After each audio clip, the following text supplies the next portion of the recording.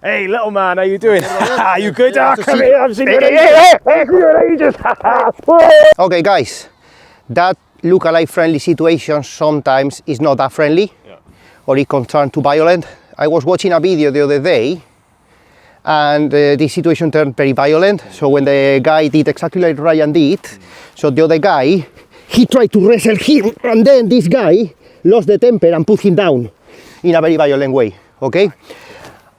And in a similar video, I start searching about this type of very simple frontal hack, and then he simply, when the guy just he pulled him back, and then he ended up falling on his back with the body of the other person. So it's a simple hack that can turn in a dangerous situation, and you can make it even worse. So we are gonna try to offer you a couple of easy solutions, because could be your friend who is drunk, or could be anyone in town, in your city, in downtown, could be someone which is no friend, or someone could be a potential threat. Option one is arms inside, okay?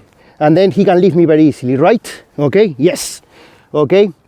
Wrestling in here is very complicated, very incredibly complicated. Option number two, my hands are like in here, I can wrestle him more, I have more control, but he can damage my spine. If he's strong, he can crack my vertebrae. Very easy, honestly, clack. He can really damage if he's stronger than me. Okay, so solutions to both. Option number one, when you have the arms inside with someone that you don't really want to hurt too much. So when my friendly drunken friend comes and he hacked me, before we fall, I move back and then I touch him, the minimum possible for him to release. And then what I'm going to do is to control him. Hey, mate, okay, Ryan, hey, sorry, brother, okay, come on, hey, don't drink more, mate. Okay, so again, so, clack, not just edging, but not a lot, and control him, okay, in a friendly way, okay? If he's a total unknown person, and I don't know exactly what are their intentions or their friends, so then yes, I'm going ballistic, and then I'm gonna put a lot of effort, boom, and then bam, I'm gonna probably kick straight away, I'm gonna be ready to fight. Arms out, arms outside. For me, one simple solution with different variants.